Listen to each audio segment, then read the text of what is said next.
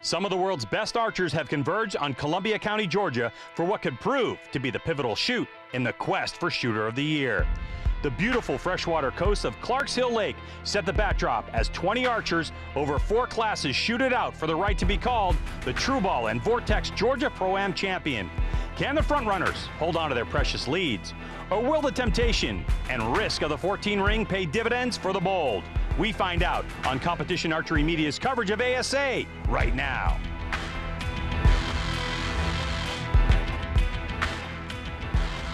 Hello, everyone, and welcome to round 4 of 6 of the 2019 Mackenzie ASA Pro-Am Tour. It is the True Ball and Vortex Pro-Am coming at you from Wildwood Park here in Appling, Georgia. As the stage is set for our classes that judge distance, archers are on the line in a beautiful backdrop and very unique setting for judging distance. You can see a couple of our archers who have made their way into the shoot down. I'm joined by Nathan Brooks, who is a pro elite shooter. Nathan, welcome to the booth. Hey, Greg. Good to be here. Good to have you here. So this is a really critical time because this is relatively unique on our Mackenzie ASA Pro-Am Tour, isn't it? Shooting through a parking lot.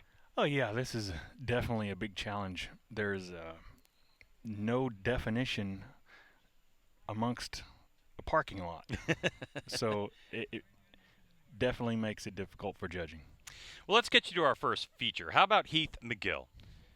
Currently second place for Shooter of the Year in the Crossbow 45. We wanted to introduce you to him. PJ Riley, our local reporter, followed him around for a few targets. And he is our Mission Crossbow feature. Check this out.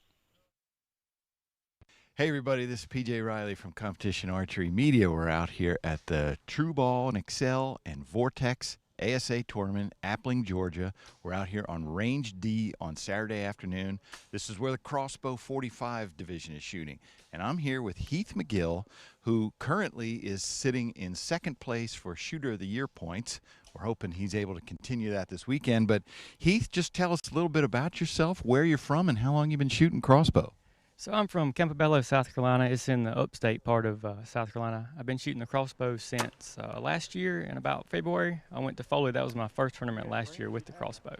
Right. And so, so this is a quick escalation for you. I mean, here you are sitting, we're 3 tournaments in, second place Shooter of the Year. What is it about crossbow that agrees with you? Well, I like the flight of the bolt leaving the bow. The trigger pull, and aiming with the scope is a lot of fun on 3D animals.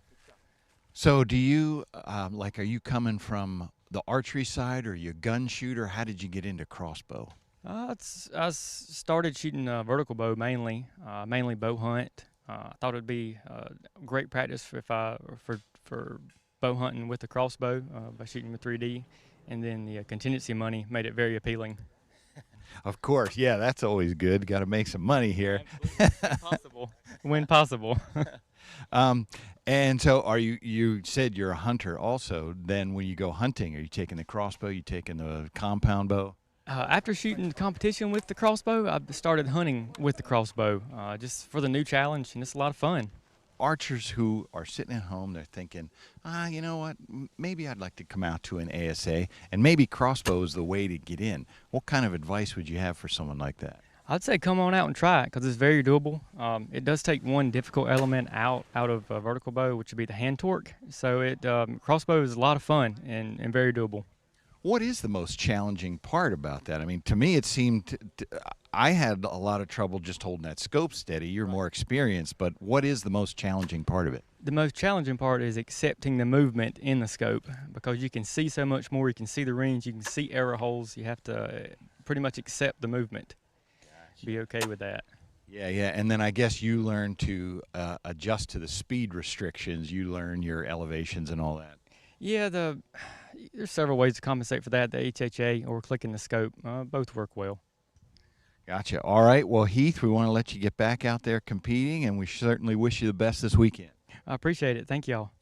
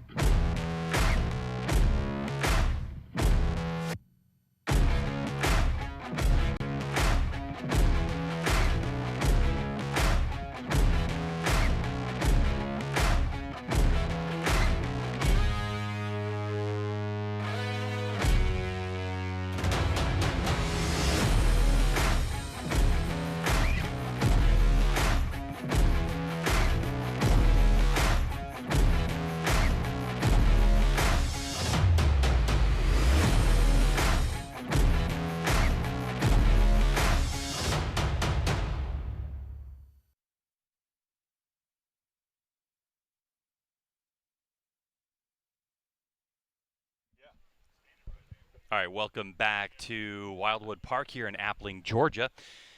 Get you up to date on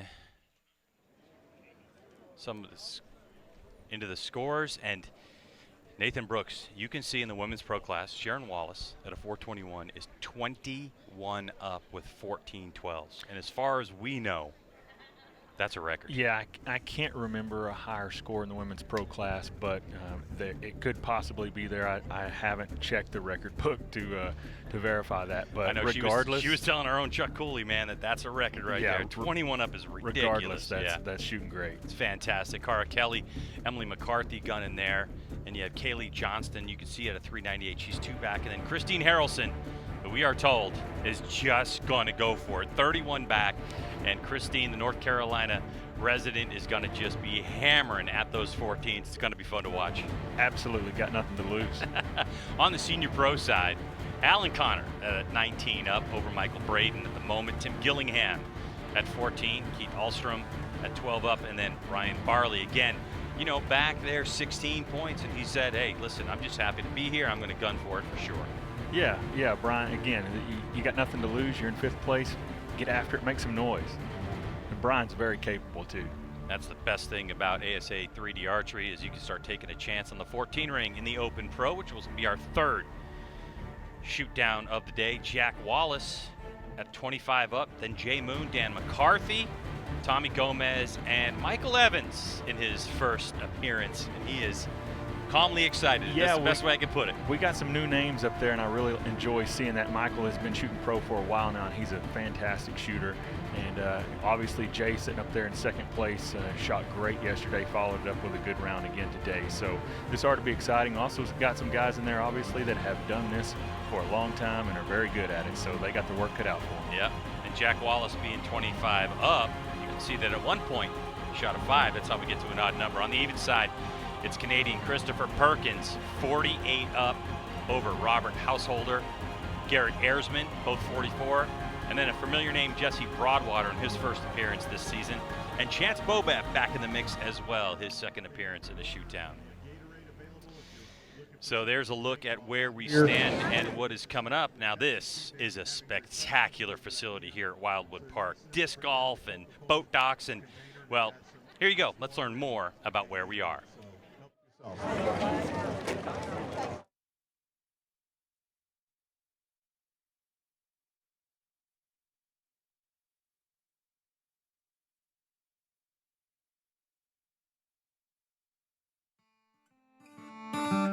We are very excited to have the ASA Archery Tournament here. This is the 4th year that it's been at this facility. It's a tremendous impact to our local economy, over $1 million spent, and so it's just a huge impact, drawing participants from over 35 states, international participants from England, Denmark, Canada, and so it's just a great thing to showcase our community. Columbia County, we're a growing community, suburb of Augusta. We have parks, we have Lady A Amphitheater, we have Savannah Rapids Pavilion and the canal. A lot of good places to bike, run, just get out and mingle. Parks, we're really developing our parks. We're adding 3 new parks right now. We're in the process of breaking ground on a 17-mile-plus greenway, which will tie into the canal, which will take you over to South Carolina. So total, it'll be around 70 miles. This is a campground, boat docks, International Disc Golf Association is housed in this facility. We have a lot of bass tournaments throughout the year, which is very important to our area. So nice lake, 1,200 miles of shoreline, not all in our county, but the lake and surrounding counties. Just a great asset for our community.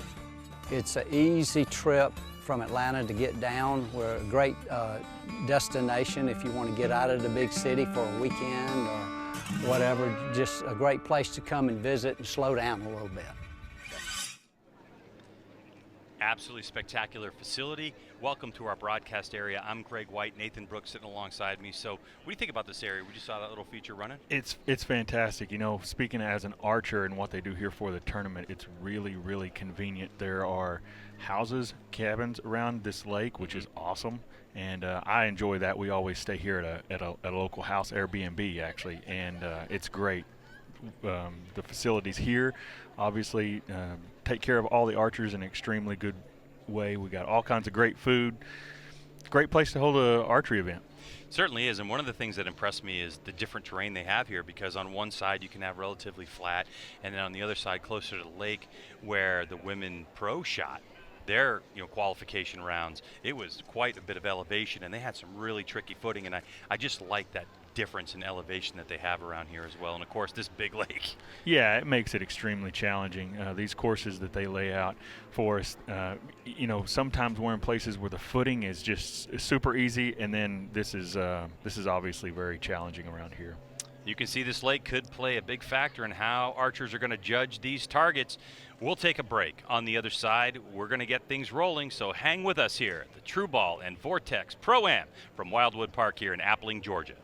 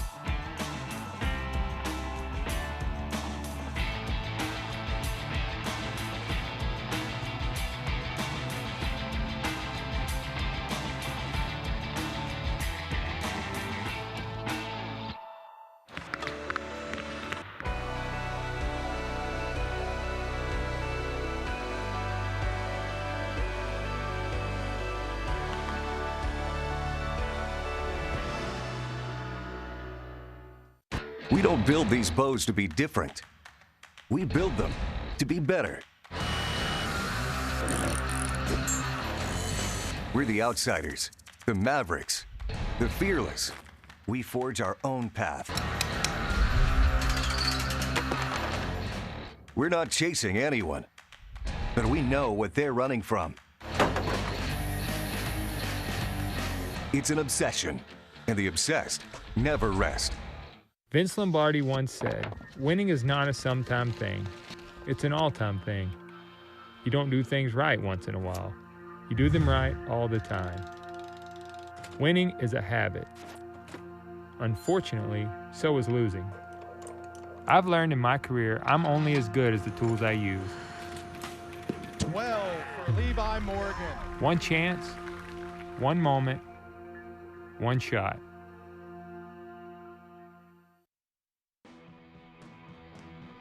The ASA Tour in Appling, Georgia is brought to you by Hoyt Archery, by Easton Archery, and by Obsession Bows.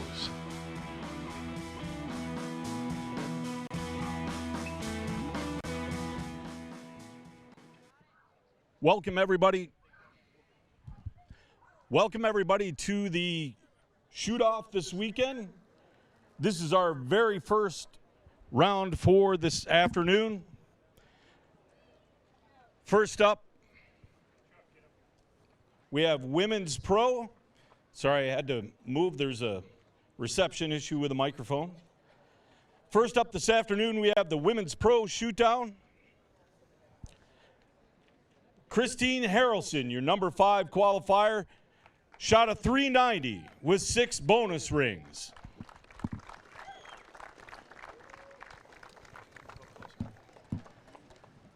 Your number 4 qualifier, shooting for Matthews, from Dublin, Georgia, Kaylee Johnson with a 398 and 3 bonus rings.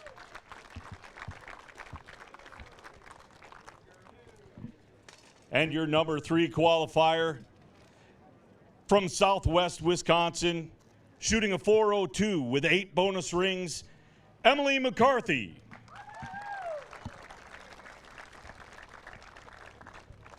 Your number 2 qualifier, from Lapeer, Michigan, shooting for Matthews, Cara Kelly with a 413 and 11 bonus rings. And your number 1 qualifier, with an amazing 421 and 14 bonus rings, shooting for Matthews, from Townville, South Carolina, Sharon Wallace.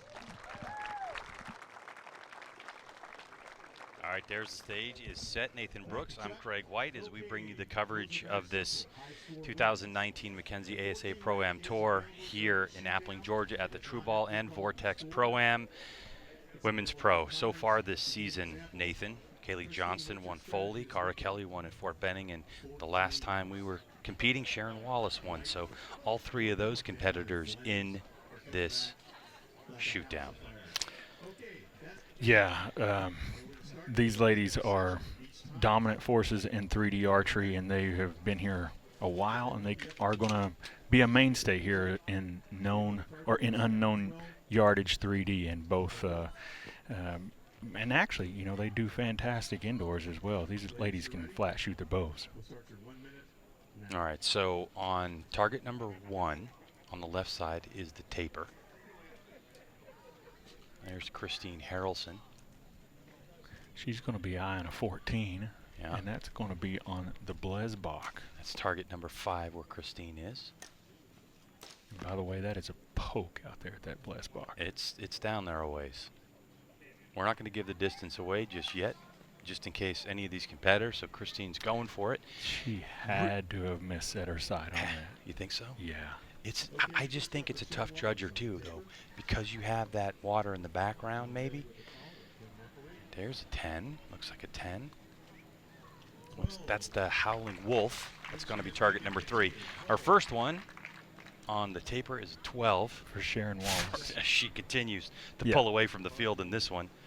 A potential record-setting 21 up coming into this. Cara Kelly shooting the turkey. Mm-hmm. And I don't know if she called the upper, but if she did, she's close to the upper, probably still going to be a little bit to the right. Don's going to be taking a close look at that. Yeah, that's all right, so tell us about those scoring rings that we're looking at. Okay, so you have inside the 10 ring, you have an upper 12 and a lower 12, and obviously inside the 8 ring, you see a ring out there that is all by itself, and it's the 14 ring. And obviously, if you shoot at that and miss, you're an 8 or potentially a 5, because it's so easy to shoot a 5 out there on those edges. So most of these gals are going to be shooting at the 12s, with the exception of, like you said, Christine Harrelson said from the beginning, she is going to go for it for the 14s. So it looks like Emily McCarthy, who was on that Howling Wolf, she's shot a 10. 5 for Johnston. Probably trying to make a move there. Can't see the target from that angle, but very interesting field of play, because the archers are actually elevated above the targets. So from when the cameras are low, or even from our vantage point, we can't even see some of those targets because they do have quite a bit of elevation. But you've been there, you've stood up there, Nathan. Is it an elevation where you're going to have to allow cuts into the thinking? Not really. And explain what I'm talking about. Well, because of the elevation changes, your line of sight and what the arrow actually travels might be 2 different things as far as gravity goes. So without getting into real technical details, up and down, when you're shooting up and down hills, you have to cut distance.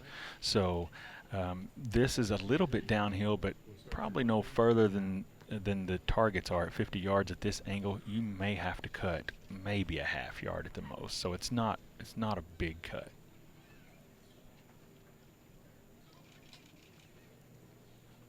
Emily McCarthy lets it fly. She's on target number 4 is McCarthy. So that's going to be the javelina. There's her shot. Ooh, yeah. That looks good. If she didn't call the upper. Who is that going for the 14? That was Christine that's Harrelson. Christine, yeah, yeah. she was on the tape here. Going for it. Just missed that one. I wanted to get back real quick with that with Emily. Looking at those scoring, yeah. Yeah, Emily, making that shot right there. Look, she looks so confident and solid in her anchor as she broke that shot. I thought that was going to be close if she had the distance right, and it's definitely all over it. So it's a good shot of looking at the target from a perspective standpoint. You can see the water in the background now. If you're at full draw, and there are boats that are coming back and forth, do you think that you would ever be distracted by that? Honestly, these guys, everyone shooting today, if they get distracted by that, I don't know how they're in the finals. Yeah, right. Yeah, good point. These shooters here, they're totally focused on their shooting.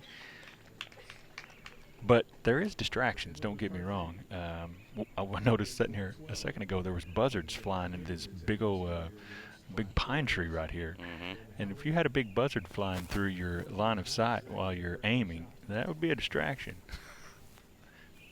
Did she get that? And Emily got the 12 on the javelina.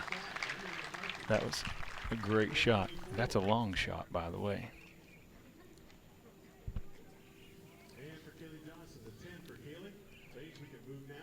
10 for Kaylee Johnston. So now indicating archers can move to their next position.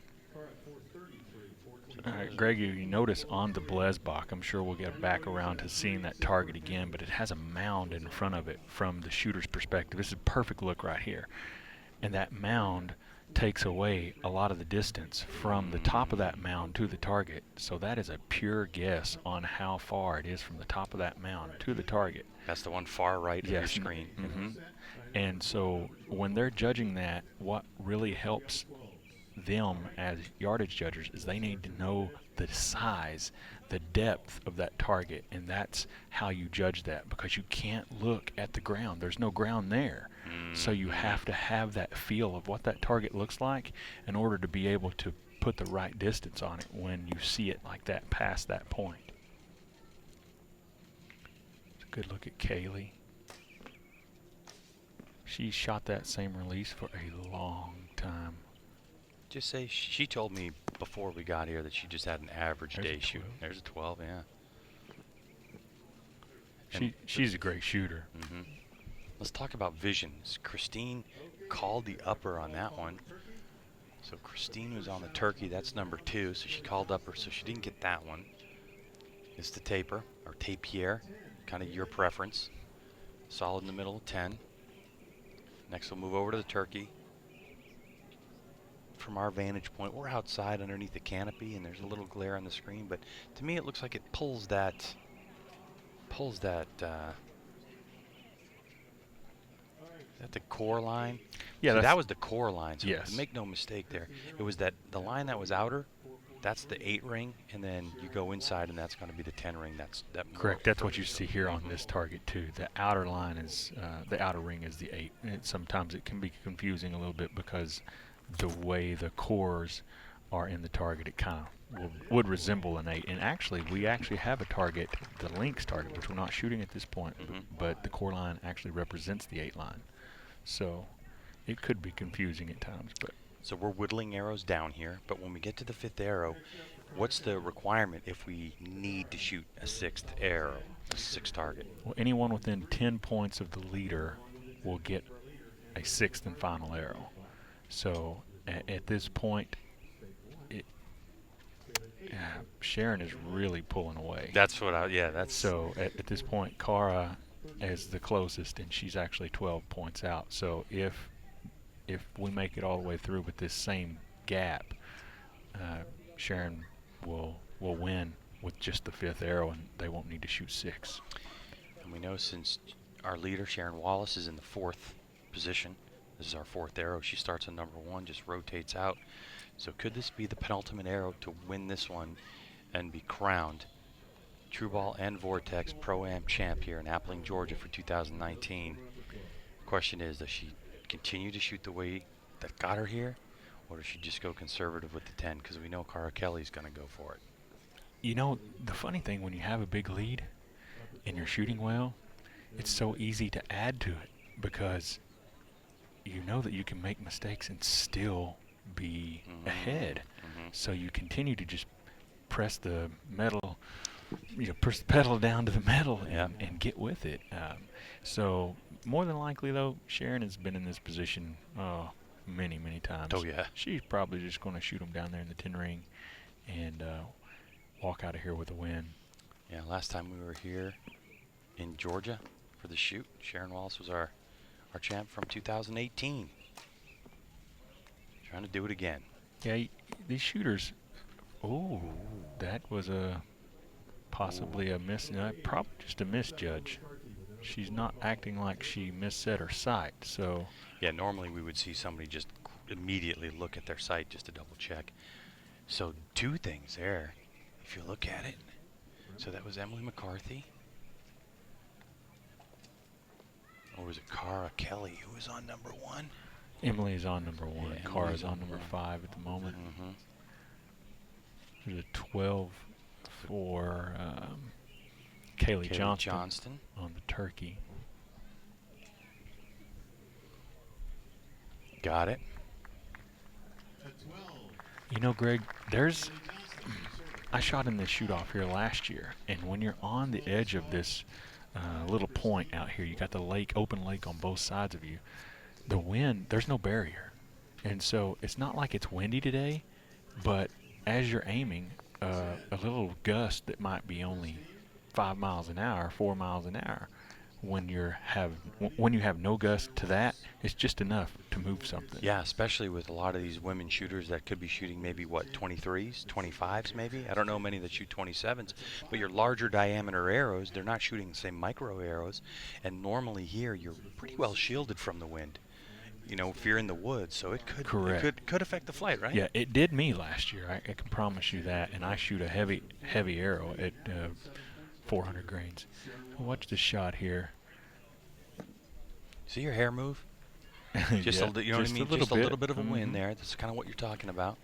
But that wasn't it, I don't think. Because like you're saying, Nathan, initially she would have probably just thrown her bow in the air and looked at that sight tape and said, "Oh no, did I miss sight?" But more than likely it was probably a combination of 2 things. One, she probably fired just a little bit low, and then she knew she didn't have the distance. That's the look I get. I could be way off, but that's the reaction I get. So as the scores get updated, now it was 12, and after that arrow, it's now 7 points the difference. So depending on what happens with this arrow, we could go to a single arrow shoot. Another arrow, I guess, the 6th arrow, which is going to be the HD deer, and that would be between Wallace and Kelly at this point. All right, Christine Harrelson. Good look at Sharon here again. See how she bounces back.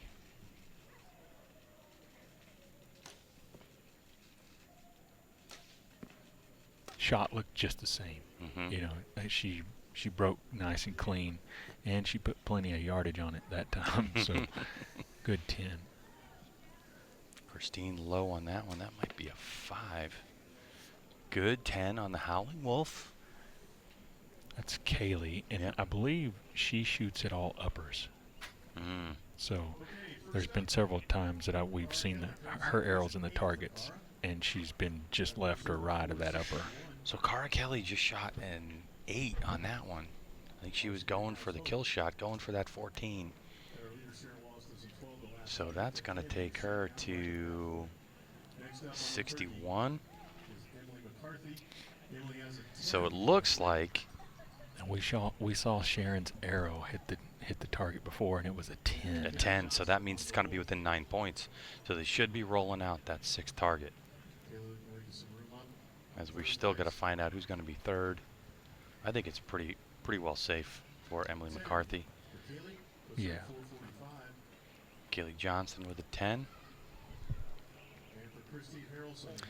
Christine Harrelson on the javelina. Looks like she caught that 8 ring. Yeah. Right? Yeah. Yeah, 8 ring, she did. solid.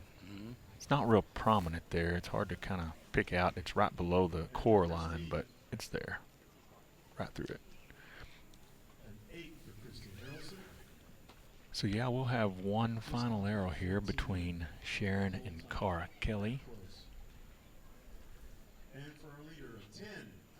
Yep, and that's confirmation to 10 for Wallace. We'll take her to 470, 474.61.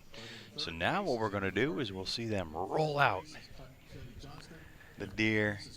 Where they're going to put it is going to be the question, because keep in mind they can tell the shooters where, to go anywhere they want to go, right? Right. And I think what they might do is put them inside the ASA logo and let them stand there.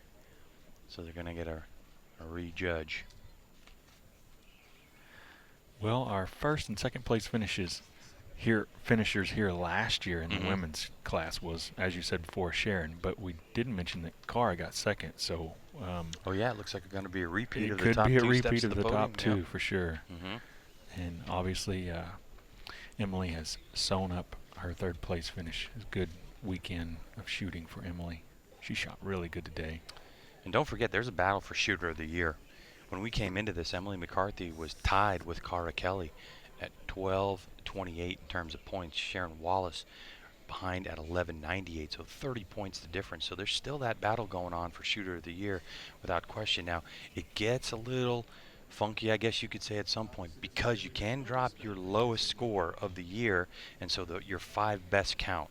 But they still keep an eye on it. Where are you in Shooter of the Year? And because there's a lot of prestige and prize money wrapped up in Shooter of the Year. Yeah, absolutely. And those totals, like you said, those totals can change with those drop scores. And third place Sharon, she actually may be in the lead when we take the drop. Yeah, but especially with the score she shot getting in here. Absolutely. But as is, we see where your leaders are at, and still it's these three ladies that are really laying it down, and that's who they've got to. That's who we're looking at. All right, here comes that HD. We're pounding the place now. For Shooter of the Year, for our viewing audience, maybe someone who's new, how do they determine, where do these points come from? Is it that all the points you accumulate, including here in the shoot down, or is it those first 2 days? No, yes, it is the 2 days of shooting. The shoot down itself actually does not count because they only use accumulative points in the 40 target, basically your qualifying round, and that's how they determine Shooter of the Year. So basically, Sharon Wallace, she tacked on another 421 points to her score then. Yes. Yeah. There's been talk several times about changing that format to where we would actually use a point system because people have talked about the shoot down needing to count for Shooter of the Year points and things like that. And this is the way the ASA has operated their Shooter of the Year points since 1993, which is when the ASA was founded, or when it started as a full tour. And so they've stayed true to that that format. All right, so final arrow. Sharon Wallace leads 470 points to Cara Kelly's 461. Any chance of Cara Kelly at this point? Gotta think she's gonna go gunning for the 14. Yeah, why not? You're second place regardless if you miss the target or if you hit the 14. Sharon would have to. She went for it. She went for it. What a well-executed shot, but it looks like she dropped it low by just an inch or so. That's 1 yard. That's 1 yard miscalculation on judging distance. So that's scored as an 8. So that's going to move her to 469. So Sharon Wallace doesn't even have to shoot this one, and she's going to be our champion. Yep. So she doesn't have to shoot it. She just asked. She's like, I'm not shooting it. She's done. So there you go. Applause all around. Sharon Wallace, after an incredible record-breaking, what we think anyway, a record-breaking score. She gives her husband Jack Wallace, who's leading the Open Pro class, a big kiss after that victory. And she will take the title of the True Ball and Vortex Pro-Am champ, repeating what she was able to pull off in 2018. So the top 2 steps of the podium, the same as they were last year. What a performance, and what a well-deserved. I mean, you come in with a score like 21 up. I think you deserve to win it. Oh my gosh, yes. When you potentially set a record like that, to not get the win, that would be hard to swallow. But all right, let's get to happens. BJ, who has our winner. All right, Sharon Wallace. This was wire-to-wire leading, but tell us about this shoot down. You come in with a record score. I did. I had an incredible weekend. It was just one of those weekends that just everything was going right. The judging, my boat, TRX-7 was performing amazing, and I shot an incredible score all weekend. So I just wanted to come in here and try and play safe, hit the short ones and just tend the long ones, and the Javi got me a little bit, but I just got it. Talk about this weekend, though. I heard you out on the range say that this was one of those weekends where you just couldn't do anything wrong. No, I just I'll do a you'll have a little push up here, and it would stay, and just the judging, it all came together. You usually know within a couple of shots if you know it's going to be a good weekend for you, and it just was. All right, well, congratulations, Sharon. Great round. Thank you so much. Unbelievable. What a score. Congratulations to Sharon Wallace, Women's Pro Champ. For this one, let's take a commercial break. When we come back, we're going to have the senior pros ready to shoot.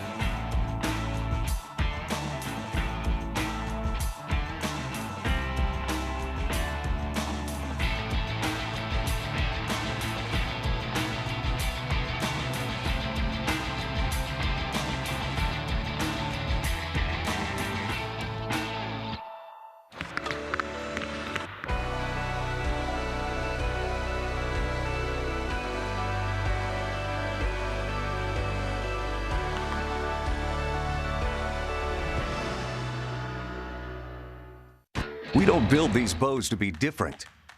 We build them to be better. We're the outsiders, the mavericks, the fearless. We forge our own path. We're not chasing anyone, but we know what they're running from. It's an obsession, and the obsessed never rest. Vince Lombardi once said, winning is not a sometime thing. It's an all-time thing. You don't do things right once in a while. You do them right all the time. Winning is a habit. Unfortunately, so is losing. I've learned in my career I'm only as good as the tools I use. 12 for Levi Morgan. One chance, one moment, one shot.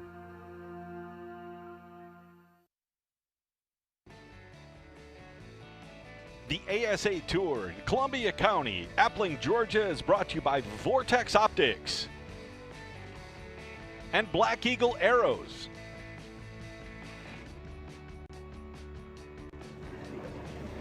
Welcome back as we are a quarter of the way through our shoot downs here in Appling, Georgia.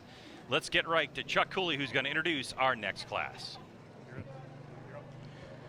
Welcome to the second shoot-off for today, the men's senior pro.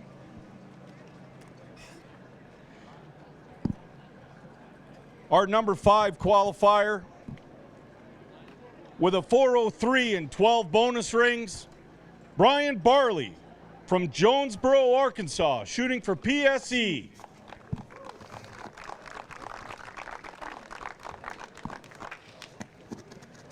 Our number 4 qualifier from Waxhaw, North Carolina, shooting for Bowtech with a 412 and 11 bonus rings, Keith Ahlstrom.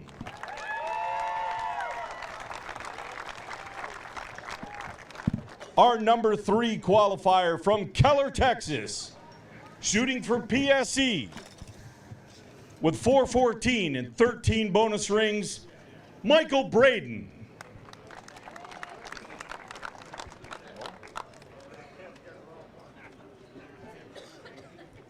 Our number 3 qualifier is Tim Gillingham from Provo, Utah. And our number 2 qualifier is Michael Braden.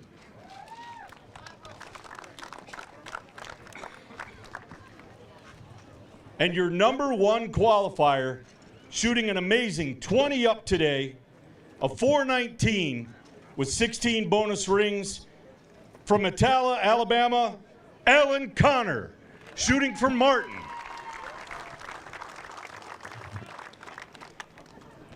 All right, so there we go.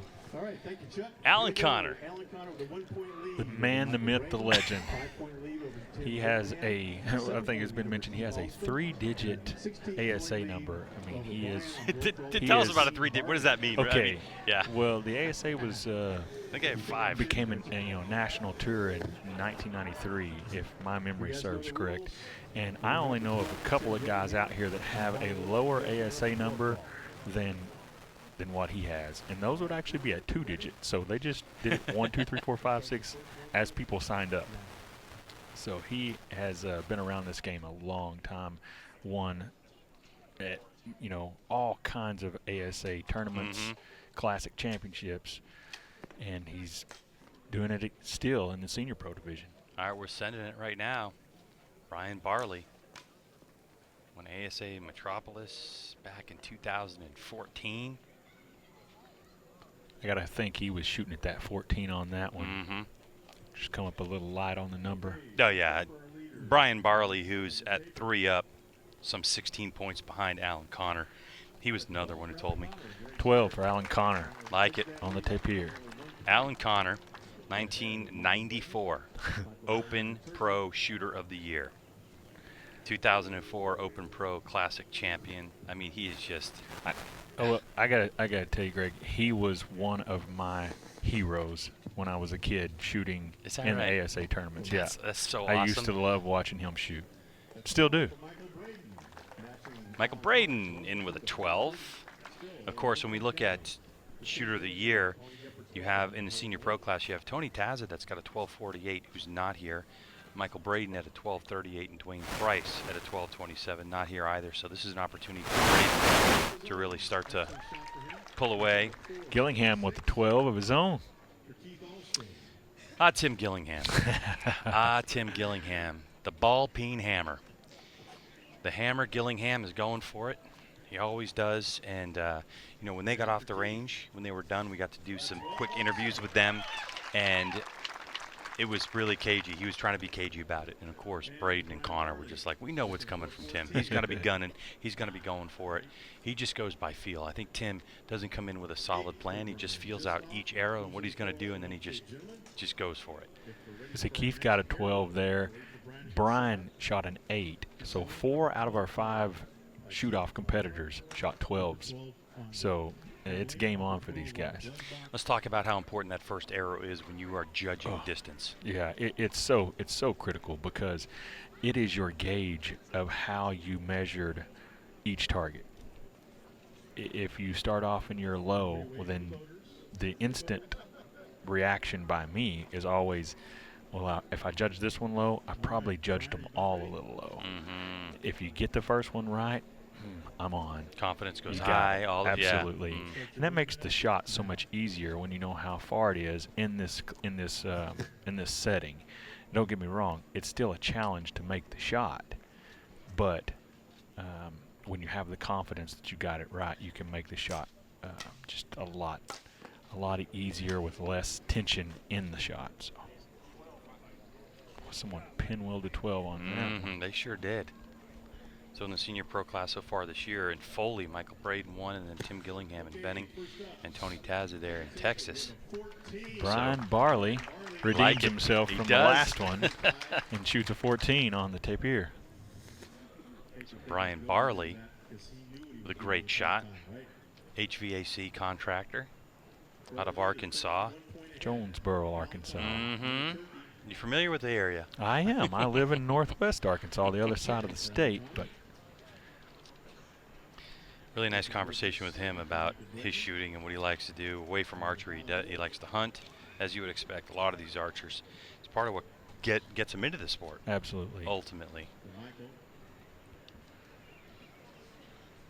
Brian shooting a new PSE. Obviously taken to it very well. Yeah, Brian's shooting that PSE Response, which is a really economically priced bow, and he just loves it. And a lot of shooters have had a lot of success with it, somewhere in the, I think it's the $7.99 price range. Yeah, very affordable. Mm-hmm. And obviously, good for target archery, not just a hunting bow like a lot of people would categorize that bow.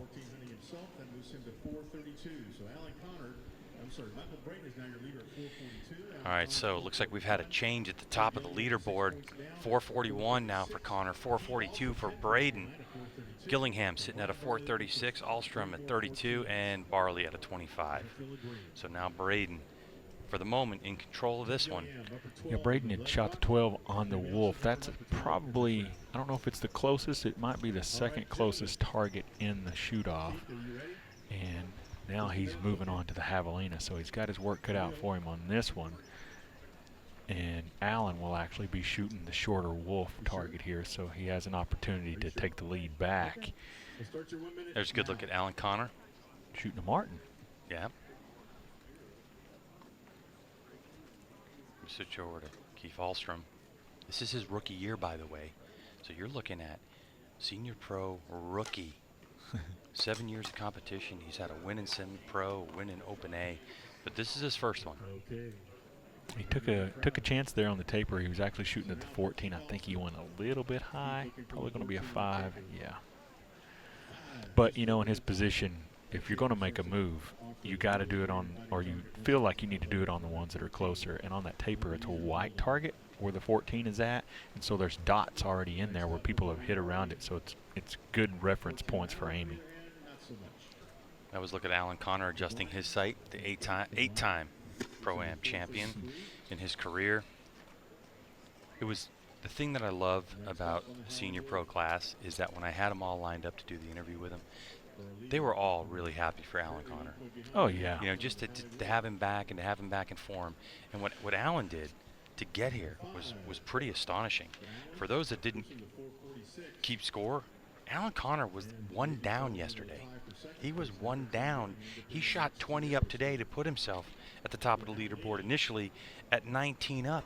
Yeah, that's and blistering. He did that with 2 8s today. Yeah, that's just blistering it. Mm-hmm. I've watched him get hot before like that so many times, and when he's on, he is an animal. Javelina. That's a close one. Mm-hmm. Our leader. This is our leader with a 10, so that's going to move him to 452 for Michael Braden. So Allen shot an 8 on that turkey a second ago. Dropping a couple more points. I really don't know if he was shooting at the 14 or if he was shooting at the upper 12.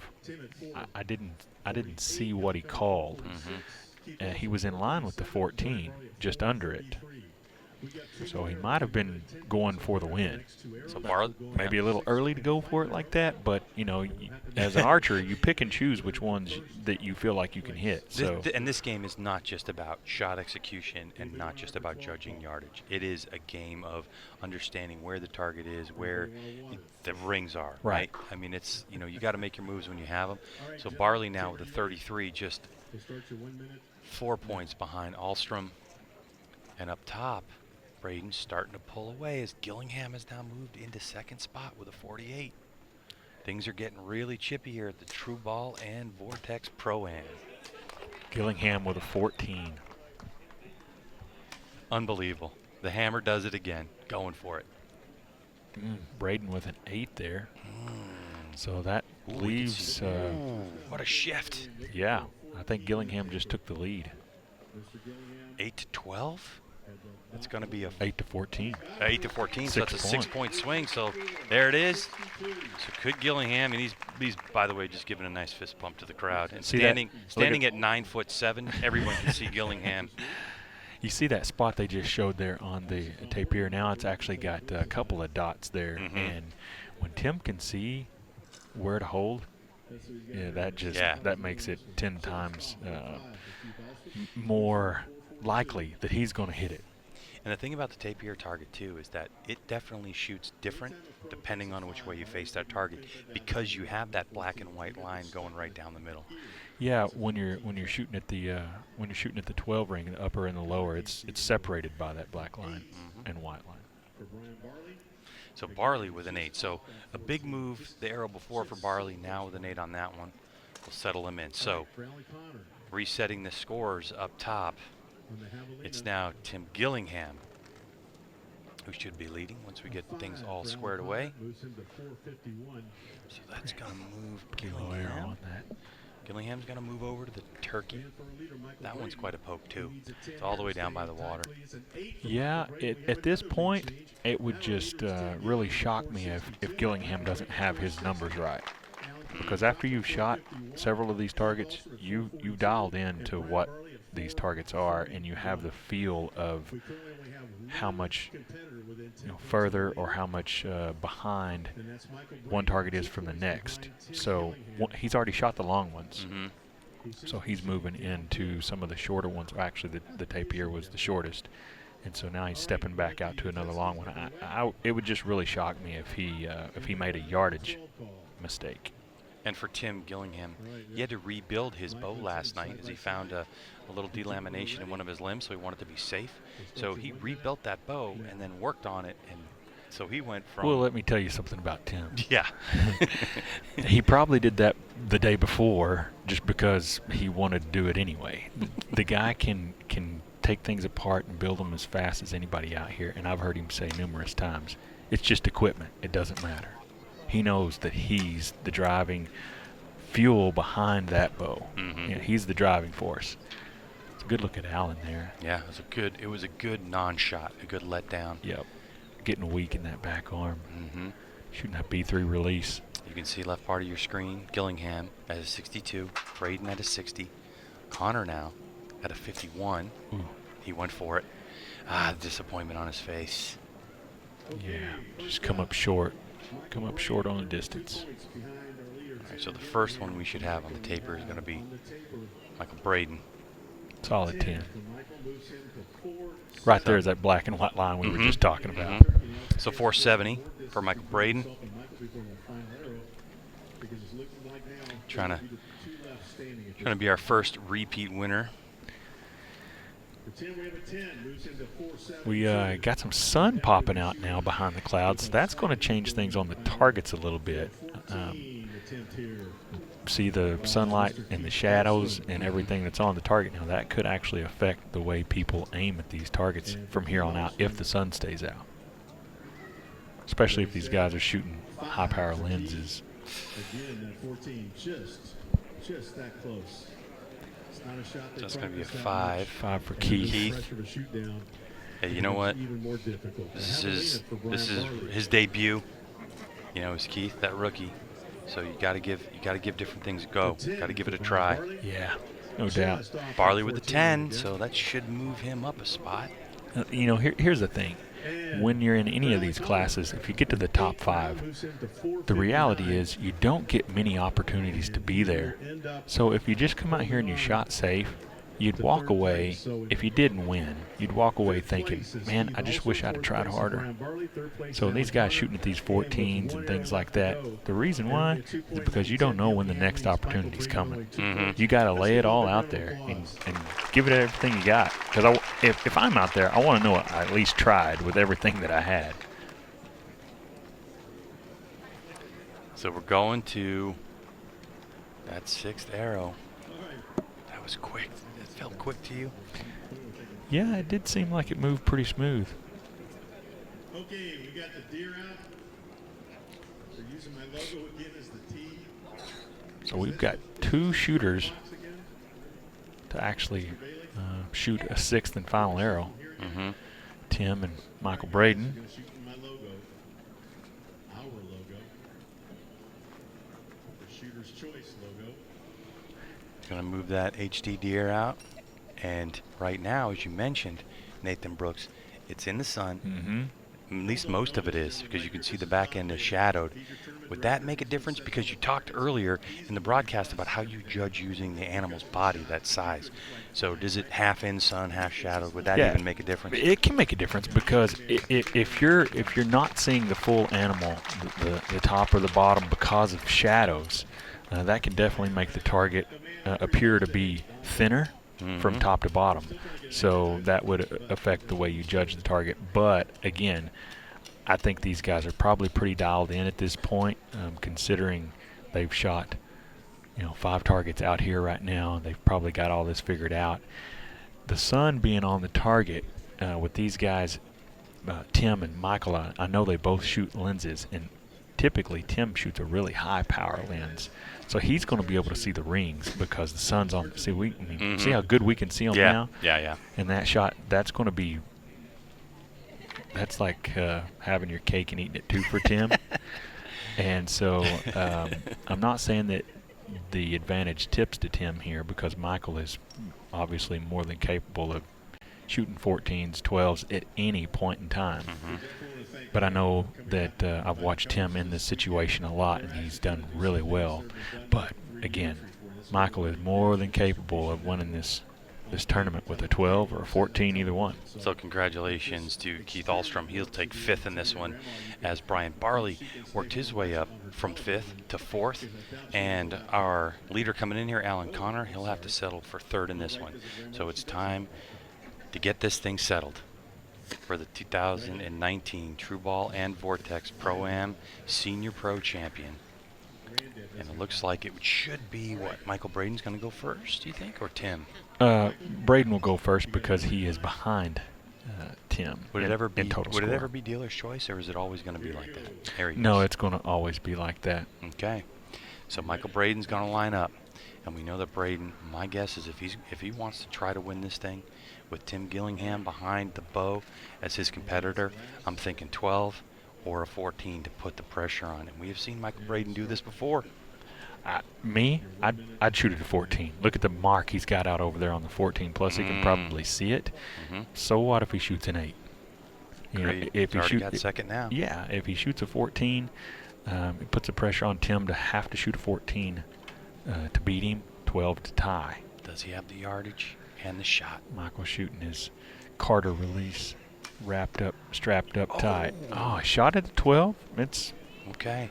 It's interesting. I'd really expected him to shoot at the 14, but came up a little bit short. So that's an 8. Tim's got to hit an 8 for the win. So that's going to take him to 478. So 8 or better, and Tim Gillingham will be our first repeat winner of 2019 in the Senior Pro class. I think I just saw him lick his lips. Oh, there he called upper. He really just shoot it in the middle, Tim. Tim don't play that way. He shoots every shot with purpose. I love it. The confidence. I mean, you're that tall anyway, shooting downhill. I would call upper too. Yeah.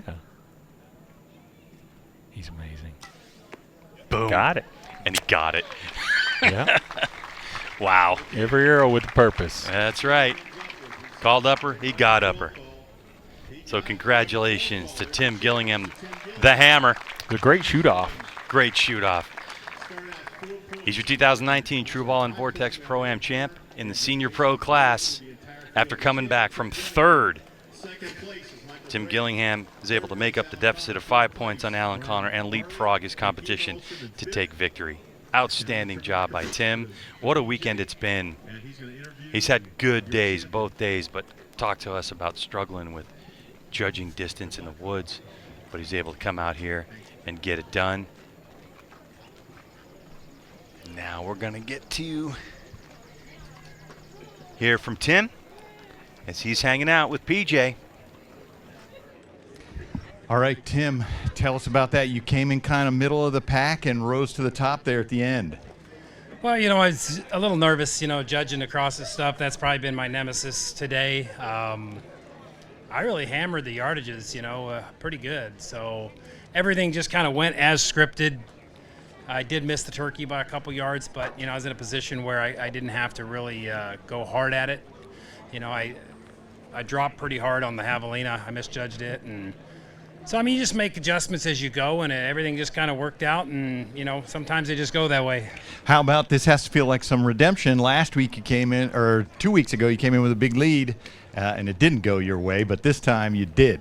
Yeah, it's a tough field. You're trying to, all day for 2 days to catch up to these guys, and it's not working out. And, you got 5 left to do it. So, it worked out, and I can't be more excited. All right, Tim, congratulations. All right, thank you. All right, so there you go. Tim Gillingham getting it done here in Appling, Georgia. And Nathan Brooks, you talked about it. There's a little distraction on the lake for you. These shooters just getting focused, dialed in. And congratulations to Tim Gillingham. Michael Braden will take second. Alan Connor will be third. Good to see him back in here at the top. All right, we'll take a break. When we come back, more action coming at you from the True Ball and Vortex Pro-Am. Got the upper.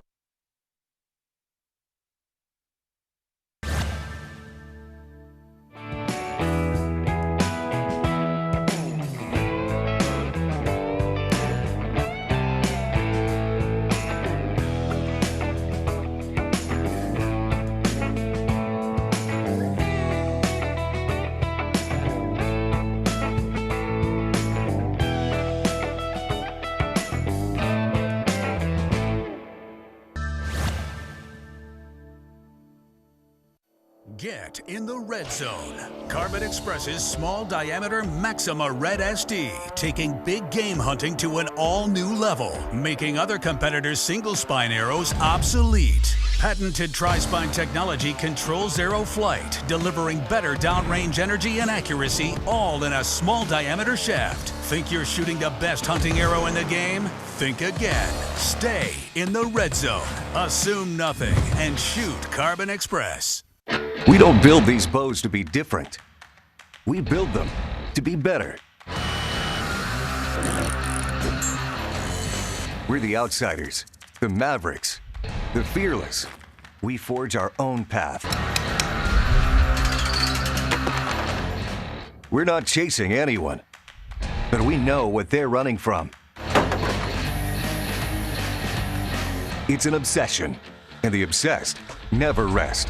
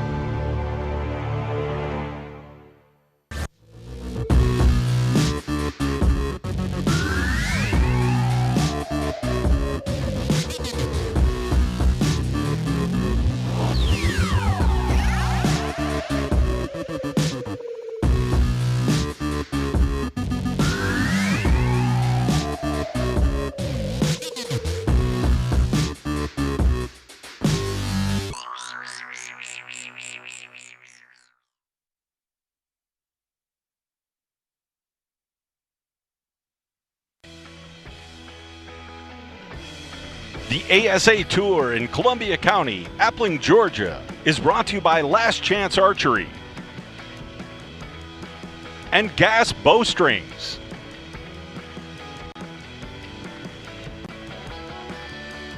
All right, welcome back to Appling, Georgia in the True Ball and Vortex Pro-Am. Let's get right to Chuck Cooley with our next series of shooters. Welcome to the Open Pro Shootdown. Our number 5 qualifier from Paris, Kentucky, shooting for Matthews. A 412 with 9 bonus rings, Michael Evans.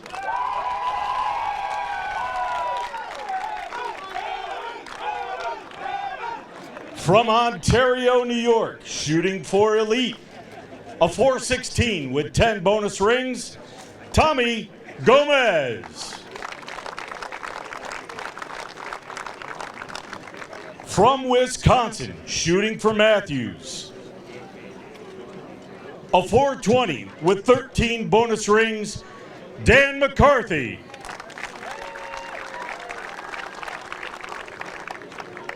Also shooting for Matthews, from Toccoa, Georgia, Jay Moon with a 422 and 18 bonus rings. And your number 1 qualifier this afternoon in Open Pro with a 425 and 16 bonus rings, from Townville, South Carolina, shooting for PSC, Jack Wallace. All right, Nathan Brooks. I'm Craig White. Nathan, we are on this one. 25 up for Jack Wallace. You can see that 3 points the difference between Wallace and Moon. And when I was on the range earlier today, Nathan, you know, Jack Wallace kind of gets that look in his eye, like he just dialed in.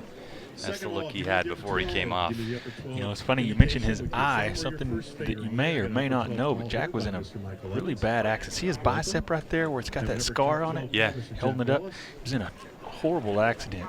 I forget what year it was, but he had glass all in his eye. Didn't know if he'd ever shoot a bow again. And here he is. I don't know how many years later. It's been a long time. I've known Jack since I was 14 years old.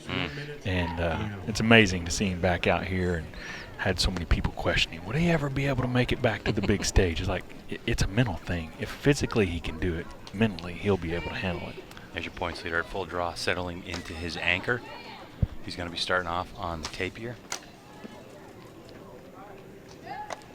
That is a true ball release he's shooting too.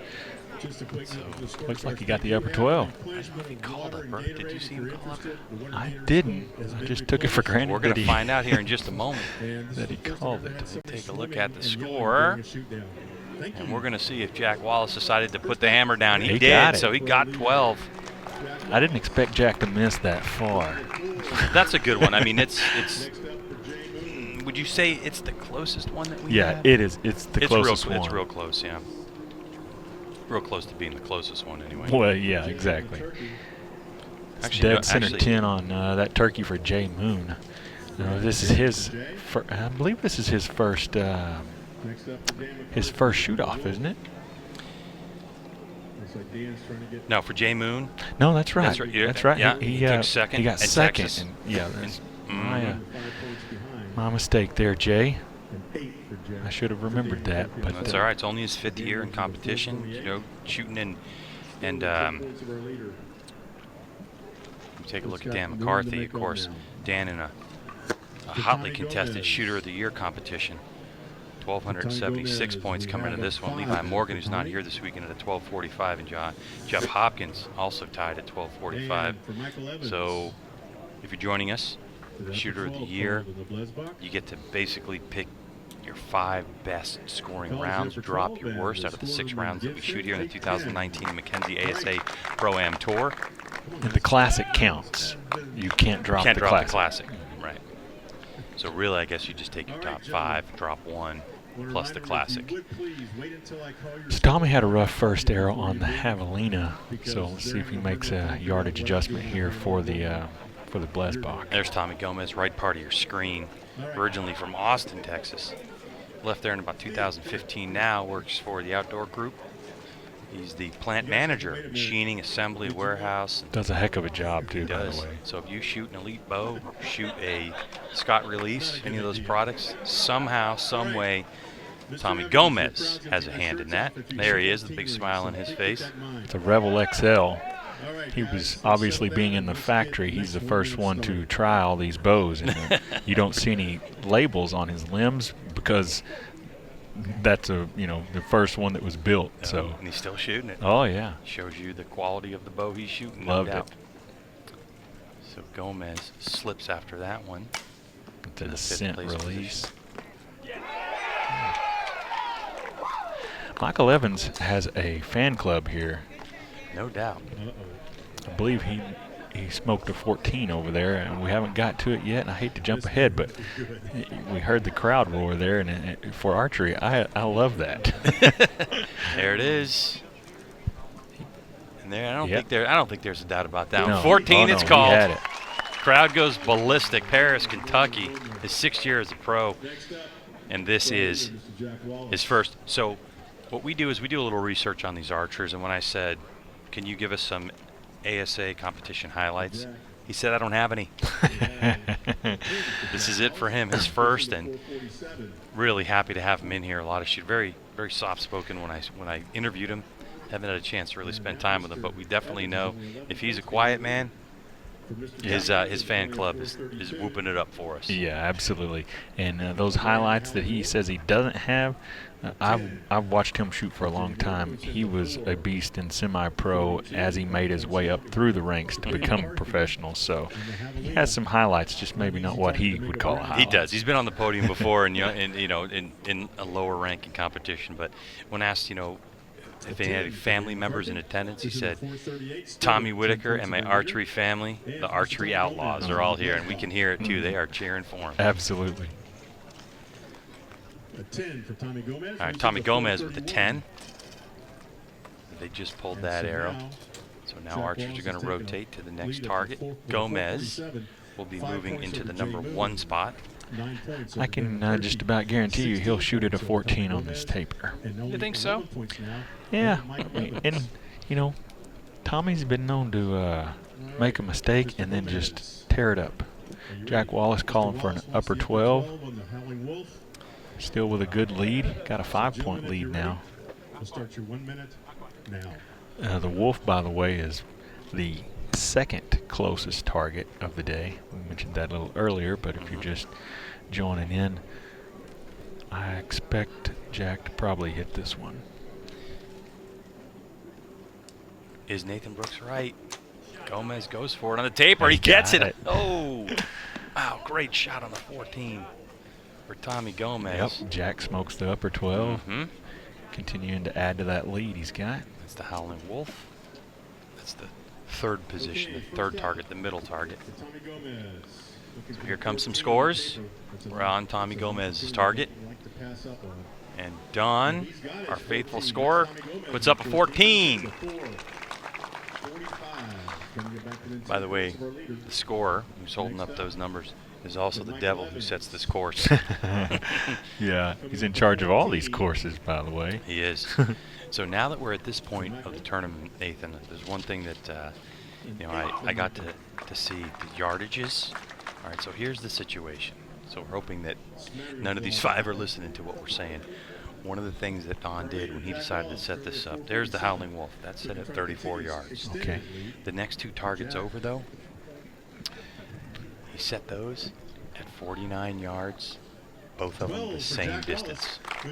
Yep. So that was something he was trying to do. If you look down there, as we get to that javelina, the javelina he put on the walking path.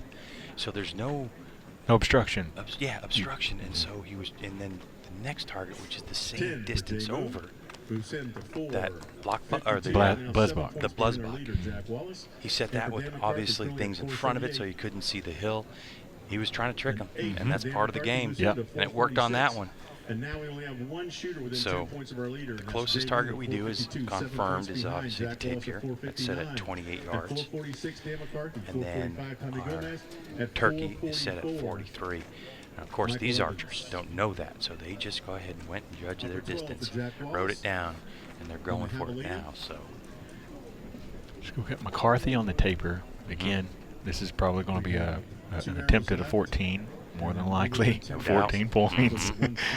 At this point, I don't see McCarthy missing that. Mr. McCarthy's ready with his number. That would make that'd be a big boost for him. Challenge Jay for second. Start your 1 minute now.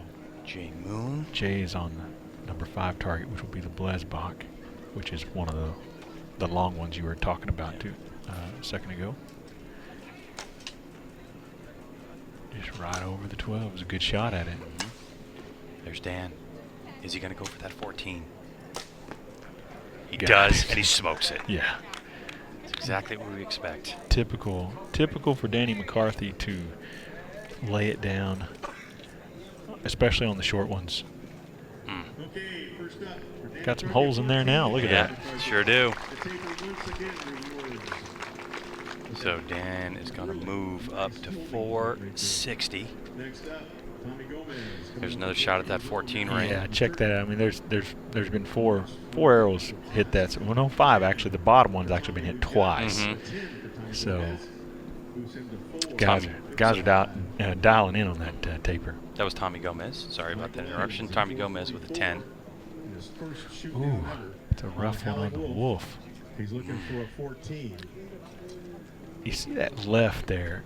I know it's not a long shot, but that's one of those targets where I'm not really certain from that shooting position if he can see where the core line's at. I'm not sure. Sometimes at a certain angle you can't see those core lines, so then you can't really reference where that 14 is at, and that's definitely what he was shooting at. So we can see Don's in the sun. We see a lot of the targets in the sun. The sun has moved around. It's kind of, casting great light on our targets. But our archers, most of our shooters are actually sitting in the shadows right now. So sitting in the shadows. Make a difference? What do you think? Well, actually, it probably helps them as from the shooting, from a shooter standpoint, because they don't have any bright lights on their scopes or their peeps that could cause glares. So the difficult thing about shooting into the sun, well, now look at this view here. Most of the targets are, look how dark that javelina is down there. It just got that way, didn't it? Yeah. And that makes it horrific. I mean, there's nothing to aim off of when they look like that.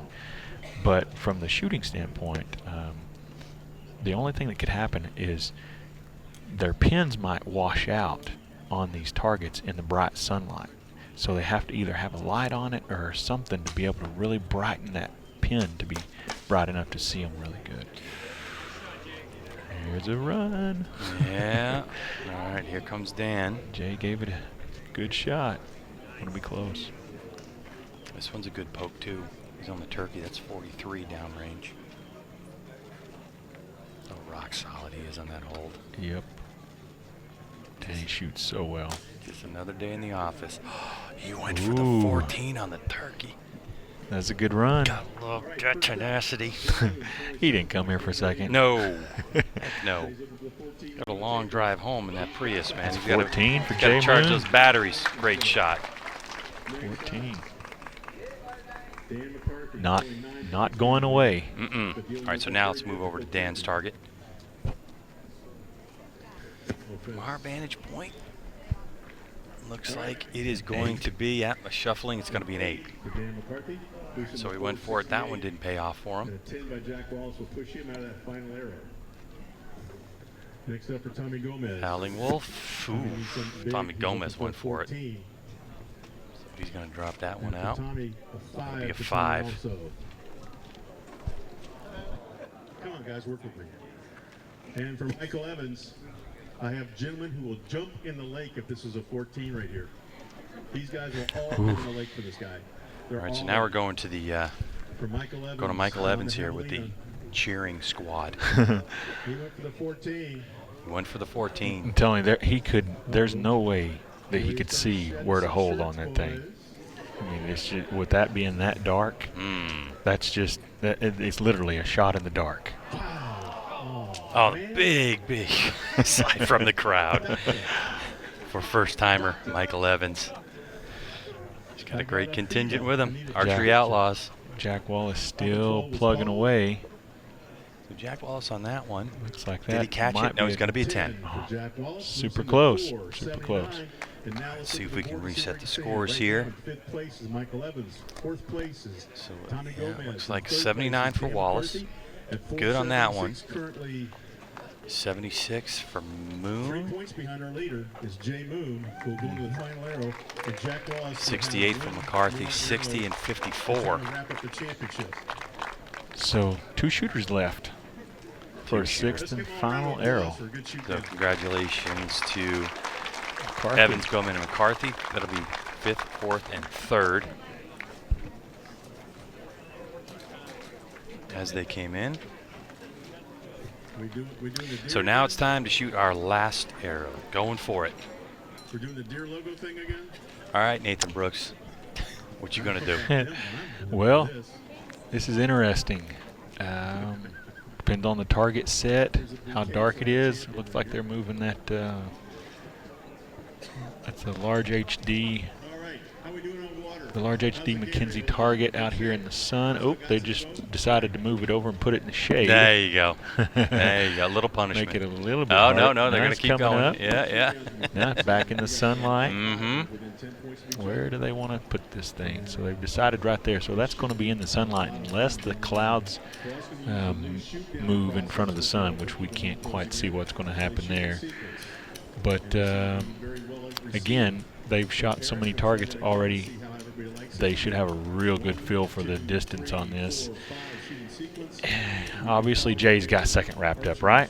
Right. Okay, if he shoots a 14, that's then what you got to go for. Then Jack has to shoot a 12 or a 14 to win. And last a time 10 Moon won't do it. Yeah, and you can see upper left-hand part of your screen. The last time Moon sent an arrow downrange, it was a 14. So got a lot of confidence on that one. Yeah, you know, it's obviously if Jay shoots a 12, Jack would be forced to shoot a 10, and that's really not a difficult shot for Jack to shoot a 10. All right, so looking at Jay Moon, second here in Open Pro in Texas, 2018. We're now just a little over a year later down the road, and I can tell you Jay Moon does not want to be stuck at the second place finisher. He's got to go for it. I don't think even think there's a question.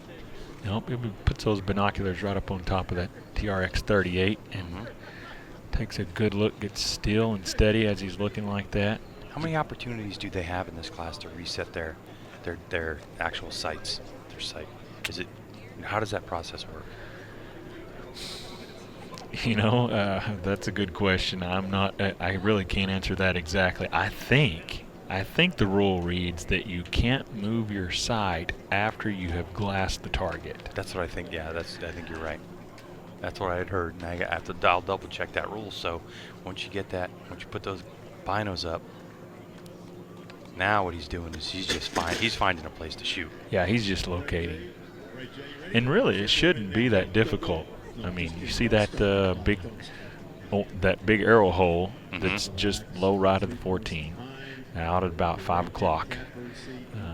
So, all right, so you see that. Now, you judge the distance. Are you going to aim off on that, or are you going to grab some clicks to try to put it in there? You know what I would do? Again, this is just me. Everybody has their own style. I could see that spot, that arrow hole. Yeah.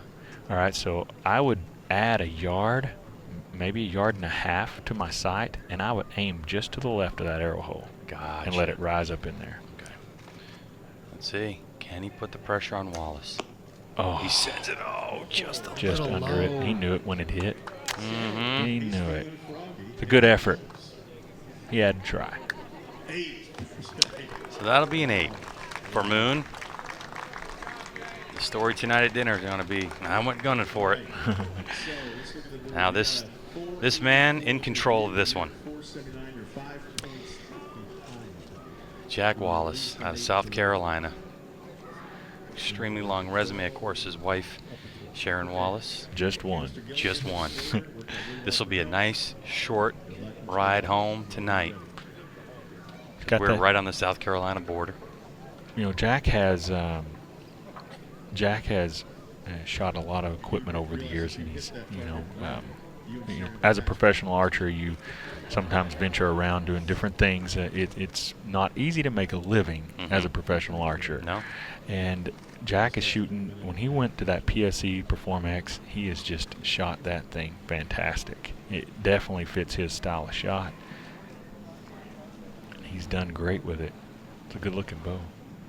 A layup will do it. Oh, Gets yeah. it right, puts it right in the middle of the 10, a nice safe shot. And there's a big hug from his wife as Jack Wallace will be your 2019 True Ball and Vortex Pro-Am champ in the Open Pro category. Jack's been doing this a long time. I remember him back in 1995 or 96 shooting at ASA tournaments as a pro. I think he was about 18 or 19 years old.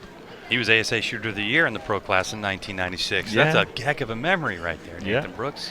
Well, hey, Yeah. that's when I was a young man myself, and this is what I wanted to do. So let's get to PJ with our winner. Jack Wallace, tell us about that win. You came in with a nice lead, and you just kept the foot on the gas pedal. Well, that's the same thing I try to teach Sharon. If you're shooting well and you're judging well and you're hitting what you're aiming at, then you keep your foot on the gas. If you got them down, keep them down. You just keep going, and it just it came together this weekend. I didn't expect it to, not after the way it started yesterday, but it really, really happy. Otherwise, only, one error out of the 10 ring each day, and then shoot a pretty clean, finals round. Really happy. First win this season. You've been close a couple times. This has to feel like a monkey off your back. Well, it really feels good because at that first tournament, a lot of people don't know, I missed my sight, and I missed the shoot down round by a point. I feel like I could have won that one, and I didn't even get to play. So, and then just a couple of tournaments of bad luck, but finally, we've been working hard, practicing hard, and I just told her, I said, I think I'm going to get it done this weekend. It's going to come together, so very happy. Now, last question. Are you more nervous shooting yourself or watching Sharon? Oh, watching Sharon. Watching her, I'm just trying not to throw up while, she's shooting stuff, and she was shooting down through here, and she was shooting good, and then she had the one oopsie on the javelin, and I was just like, oh, this is bad. But no, we got a great thing going. Just, both of us super competitive. We'll be able to practice, train together all the time. We push each other. We play little games, and we both, we have great equipment. We've got great sponsors. We've got people that take care of us, and that helps keep this thing going. All right, Jack. Congratulations. Great win. Thank you. Appreciate it. Real happy. Our third winner, different winner in the men's or Open Pro class in the 2019 Mackenzie ASA Pro-Am Tour. As we look at the archers sending arrows down range, we're going to take a commercial break. On the other side, we will have our final class of competition as we await the very competitive known pro class. So don't go anywhere on our coverage of the 2019 Mackenzie ASA Pro-Am Tour.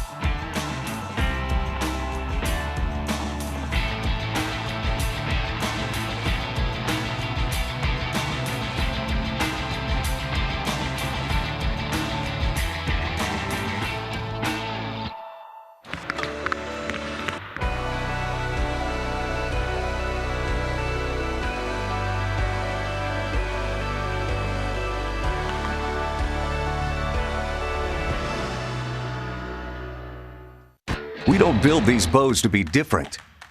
We build them to be better.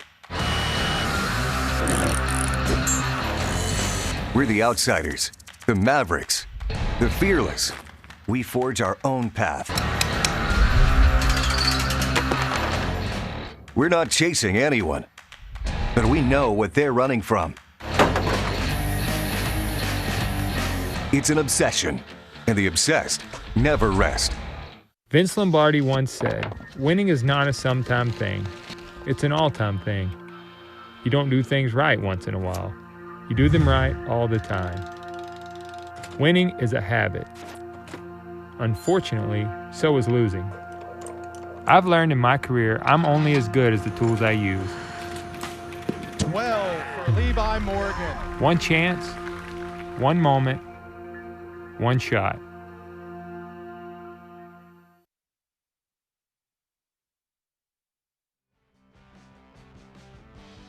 The ASA Tour in Appling, Georgia is brought to you by True Ball Archery and Axel Sights and Scopes, by Shrewd Archery, by Matthews, and PSE Archery.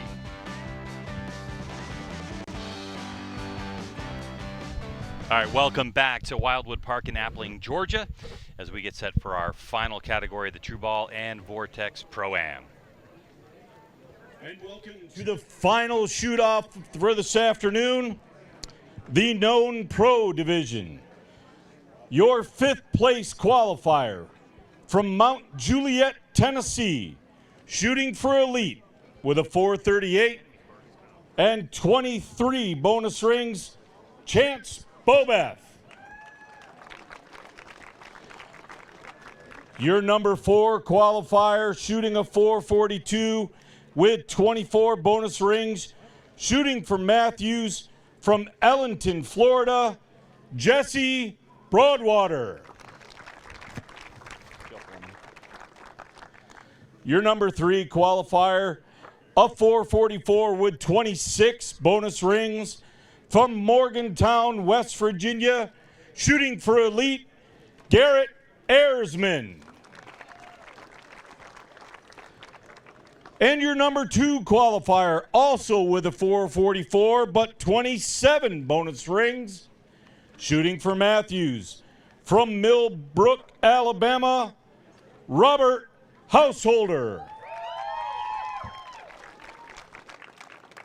And your number 1 qualifier, a .448 with 26 bonus rings, shooting for Matthews. From Athens, Ontario, Chris Perkins. All right, our tightest spread of any class we have here, only 10 points of difference now. Nathan Brooks, we do things a little different here in Gnome Pro for this one. Explain what's going on. All right, so the way that we're going to shoot this is each archer has 40 seconds to shoot their arrow. And the way they're arranged is you have number 1 on target number 1, and then your number 1 qualifier on target number 1, and then your number 2 qualifier is on target number 5, and the number 3 qualifier on number 3, or I'm sorry, number 4, and Jesse Broadwater, which is number 4 qualifier on target number 3, and Chance is on number 2, which he's our number 5 qualifier. So what's going to happen is ultimately, as this is all done. Oh, Perkins with a 14. Look at that. Awesome. Go ahead. So as this is all done, number 1, 2, 3, 4, 5 will actually finish on 5, 4, 3, 2, 1. Mm-hmm.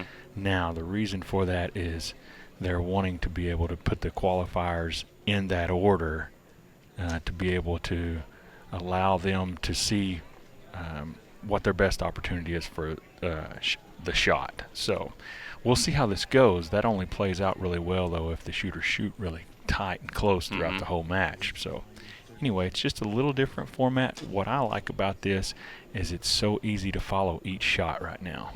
40 seconds on the clock. Your clock starts the moment that the archer in front of you's arrow impacts the target. And so then Householder there had 40 seconds to execute that shot after Garrett Erzman's arrow hit the target. So now we're going to score. And what will happen ultimately is what you're saying is that's what you call smoking it. That's almost clock hands right in the middle. Mm-hmm. So Christopher Perkins adds 14 to his tally. Which also means that unless everyone shot 14s, he's going to pull away from the competition. So Chance Bobeff on the turkey just let off right off the bat with a shooting at a 14. Also barely missed it right over the top for an 8. Mm-hmm. All right, so. And we know that turkey is 43 yards, correct? Yeah, we do. Yep. Good look at Jesse Broadwater's little X10 arrow, and that's an interesting choice. It is an interesting choice. So Jesse Broadwater, by the way, this is his first appearance in the shoot-down for 2019. That is the setup that he had in Reading. He pulled his 3D bow out. He was limited in time, and he just said it wasn't feeling as good as the setup he has, so he made the choice at the last minute to just grab those X10s and come on down here with that setup. And obviously, you know, it may be something he sticks with at this point because it's his first appearance in the shoot-down. Let's just talk about that real quick. Mm-hmm. Whatever hits the middle of the best is what you're going to shoot the best with. Right. And so it doesn't matter how big that arrow is or how small it is. You know, one might say, well, he would have shot 10 points higher if he'd had a larger arrow. But those shots, man, those arrows may not have landed as well because it may not have been as forgiving for him. So. And, of course, with the experience, obviously, and how great Jesse Broadwater is as a shooter, you have to imagine he's dialed in on his program home. He knows exactly how it felt. And so that's what he did. He just said, I think I can hit more with these skinny arrows and don't need to pull as many lines. So we see a change in second place at the moment. Again, this is all relative to how these archers are shooting these targets. Right. Because Perkins leads off on the shortest one of the day. Mm-hmm. And so. Now Robert Householder, who's in target position number 1, he's our second qualifier. So you can see now as we move through, and target 1 always goes first. So by the time we get to the 5th arrow, Perkins is going to be the last shot. 14. And yeah, Householder smokes it. Man, he started the day so strong on the range. Here's Perkins. Came in with 26 12s, as did Garrett Erzman, so he goes low 12. Hmm. Good play on that turkey. It's hard to see. Chance Bobeff told us unexpectedly he found himself in this shoot down. He didn't expect it after yesterday's performance, but he was really able to settle into his equipment and had a great day. Just a little high there for Chance. He seems to be shooting just a touch hot. Yeah, he shot. He was 4 up after the first 12 targets yesterday. Just 4 up and finished at 20. So he hit his last 8 12s in a row to have that kind of round. Broadwater's looked like it was a 10. Now here's Erzman. Good looking shot by Garrett. Just over that low 12. Going for it. Of course, Garrett Erzman out of Morgantown, West Virginia.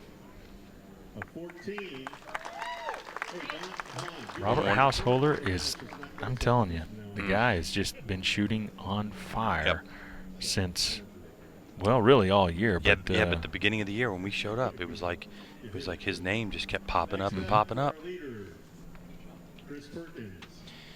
All right, so Christopher Perkins was, of course, for this year was our Foley winner, and then we had Dane Johnson, really good young man, take the win in Fort Benning, and then the last time we were shooting, it was Jacob Marlowe. What a great performance.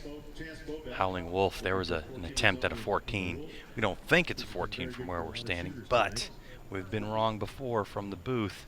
I think that one's pretty safe. Yeah. Out, pretty safely out. Is it 8 or a 5? That's the question. That's the question, yeah. Looks like an 8 to me. Let's talk about pulling lines, Nathan. When we talk about pulling lines, what does that mean? Well, okay, you're dealing with a foam target. That's an 8. They call it an 8. And all you have to do is touch the line.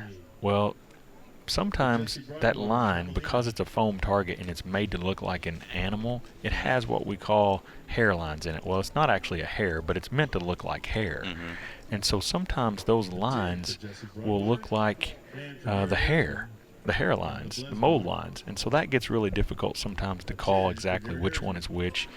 When those arrows hit those targets and they pull those lines, because the foam is soft, and these are big arrows for the most part, they can pull that line. See the depth of that line right there? That was a good shot because you could see the depth of the line, how it's molded into the target. So a line has an outside edge and an inside edge, and on those particular rolls that you're talking about, it's grabbing that foam and it's rolling that line back towards the arrow. So sometimes what is a perfect circle doesn't wind up being a perfect circle.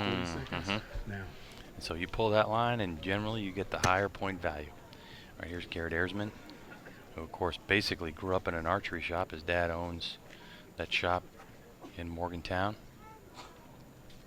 Shooting a Victory 37, or actually it's a Victory X. Oh, just off to the right on the tapir. He's been prone to that all weekend, actually. Some very weird left-rights for Garrett. I know he's going to go back and take a look at his setup.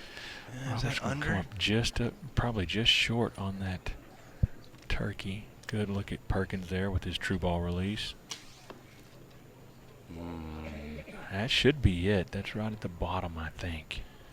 Not the crispest release I've seen from him, so it doesn't look like when his release went off that was exactly the spot. Here's legend Chance Bobeth, our 2017 Shooter of the Year. That's an Easton Super Drive 25. Just under that 14. That's a... I hate the javelina. I'm just going to tell you, Greg. I hate it. I hear that a lot. Ugh. There's Broadwater. Safety play. I don't know if that's going to hang. That little arrow may not be touching that 10 line. That's close. Little right. Looking for a 14 in the taper. Looks like it's a little out to the right, and that's going to score an 8. You know, I didn't feel any wind just then, but you know, that is open a little bit different out there. There might have been a little bit of wind coming across. Obviously, we see Jesse shot to the right, Garrett shot to the right. I don't really know, but... Well, from our vantage point, as we continue to look at these targets as they get scored, we can actually see the lake. And, you know, someone who's sailed most of his life, there's different wind blowing different parts of the lake, so we can see in a weird way it's a little gusty. And so that can get us at any moment. Yeah. And that can just be the luck of the draw. That looks like a 12. Yeah, that's solid. Yeah. So Perkins putting some distance between himself and everyone else. Bit of a drive down from Canada. He's an avid rifle shooter as well, likes to compete in rifle competitions as Perkins. Shoots shotgun pretty well too. Maybe with this one he'll get himself a new... There's a look at Jesse's arrow. Yeah. Just out to the right. I think that's going to be an 8. How often do you see in this class 888? You can see where it says on the top of the name their last arrow shot. 4 8s and a 12. We just do not see that in this class very often, especially at this level in the shoot down. So more distance that Christopher Perkins has put himself and the rest of this field. All right, so another round like this, we're not going to have to go to a 6th arrow. No, Chris is definitely, as you said, putting that distance between him and the rest of the field. Now the difference is Chris is just now getting over to. He's on target number 4, so now he's actually getting into the longer, those 249-yard targets that he was talking about before. So if you're Perkins, you get conservative on this one, or you just try to put the rest of the field away? You know, it's a javelina. Myself, your favorite. I'm going to try and hit the top of the 12, but that's really about it because it's so hard to see. And we got a good look at Jesse here shooting this taper. I just expect this to be a 14. Oh, yeah. A little hot. Whoop. It's all right. Arrow come off.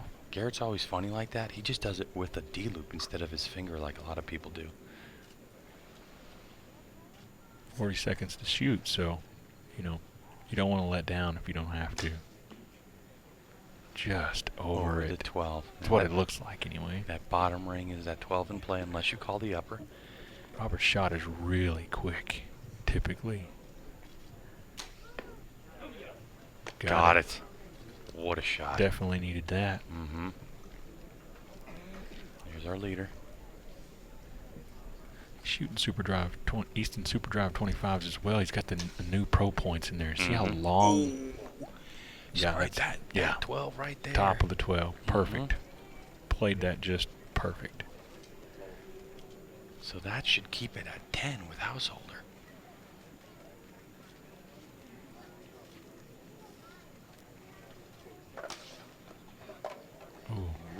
Chance is shooting hot. He's just shooting high. He shot high on everything he shot. I don't know if this lighting is a little different or something that may be causing him to get those high arrows. No question for Broadwater. As you can see that small mark from that extent. A 14 for Jesse. Look like a 22 bullet hole or something. Broadwater out of Ellington, Florida. Asked about his competition highlights. He said a few wins, a few podiums. Shooter of the year 2016. That's typical Broadwater, isn't it? Yeah, look at that. Now, that face is I won Vegas, or I just hit a 14, or I completely missed the target. It's the exact same face. Yeah, it never changes. It might even be what's for dinner. Yeah, that's probably more what he's thinking about. He's such a big fella, you know. He's always thinking about dinner. How about that 14, huh? All right, so we go to Perkins on the Javelina. As we now know, Nathan Brooks' favorite target. We're getting one of those bronzed for your office at home. 12. My friend Chris Hacker and I was talking about that today. We really need a full target range of just javelinas to practice on. So Householder now gonna be 98 to 90, so he's closed within 8. So that's really what he was looking for. He's just looking to keep this one alive. But we have one more arrow left in regulation. As now, the way we started this thing, Chris Perkins moves over to target number 5, so he'll be our last shooter. So first up is going to be Chance Bobeff on target number 1. He'll have 40 seconds to shoot, arrow impact, then it's going to be to Jesse Broadwater, then we're going to go to Garrett Ayersman, and it's going to be Householder, who I just saw through my own eyes. Householder has called upper. So this is what we were talking about at the beginning. This gives your leader the best opportunity to figure out what he needs to do if he remained in the lead. And obviously, Chris has stayed in the lead this whole time. So great solid shot as we expect from Chance on the taper. Just a 28-yard poke down the range. So this has got implications for final arrow for Broadwater. And that's a 12, so that's a great shot. That will probably get him one more arrow. If Ayersman drills a 14,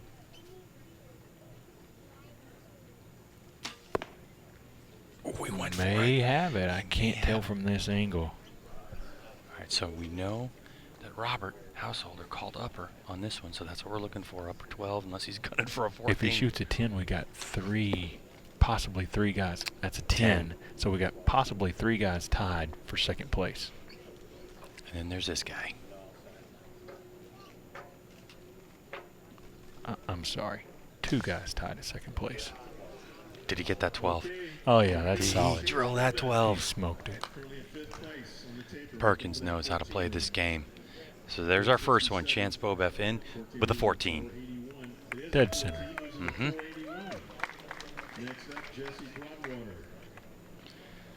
Well, that's a worn-out 14 right? It is. Got easy to shoot probably there towards the end. So many holes there. It's just Jesse's good 12. 12 on the turkey. Confirmation, we saw that. Well, those skinny arrows paying off for Broadwater. Let's see, what's for dinner? Should I get water, do you think, when they ask me? So if he gets this 14, he'll be 2 points behind Broadwater. My math skills wasn't working just a few minutes ago. Yeah, you're right. It should be sitting at a 98. That's close. I don't know. Got it. So he'll go to 98, but because Perkins is 12, that's going to put Airsman out of range. Yes. Yeah, I think. There's a little math for you. Yeah, that'll do it. Should be 12 points. Yeah. And for Robert. So it should be, Robert's going to go for the 10. So now it's Jesse Broadwater coming up from 4th to tie for 2nd spot at the moment. We tied with Householder for 500 apiece. Perkins with his 12. It's going to move him up to 510. So he was trying to close the door, but it's going to be open. So we're going to go for another arrow. Perkins hit a ring, a bonus ring every shot that round. I mean, that's, for somebody to beat him in that 5-target shoot-off there, they would have had to have had at least 2 or 3 14s to catch him. And how we determine who's going to shoot first with this tie for 2nd place between Broadwater and Householder is going to be on their 12s, on their bonus rings. So it looks like Householder's got one more than Jesse. So we believe Broadwater's going to lead us off. They're going to move the target out. They're going to place that HD. Don is... You can't fool him on the yardage. Let's see, what target are they going to go for? Don's on his way up here to set this 6th and final target for these guys. He's got his trusty rangefinder in hand. All right, so let's see what Don's going to do. Is he going to make this one? Because he can place them where he wants. I mean, they're going to probably go to the ASA logo, which is what? A couple yards behind where they've been shooting? Yeah, about 3, maybe 4.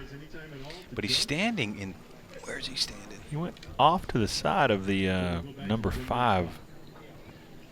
Oh, and he's looking for a whole new place in the... I think. Yeah. They're not going to go to the same spot where they had been going, the same area where they went for the other classes. Well, if he's thinking about... Oh, I see what they're doing. All right, they're going to the turkey, so they're not even going to move it. So they're going for the turkey. So the turkey's in play.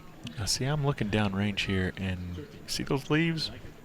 Those leaves are moving around a little bit, so probably not going to affect that X10 at all. Yeah, it's slowed down a little bit. It ain't moving much there at the target, though. Yeah, but if I'm these shooters, I'm also taking a glance out at the water, just kind of giving a look to see how that breeze is going. All right, so you have to say advantage is going to be Broadwater if there is a breeze, because he's shooting those smaller arrows, those skinny East and X10s. So Broadwater leads us off. He's tied with Householder for 2nd spot at the moment. 48-yard turkey is what he just announced. And from this angle, it looks like that turkey's got sun splotches all over it. So I tell you what difficulty that adds. Yeah.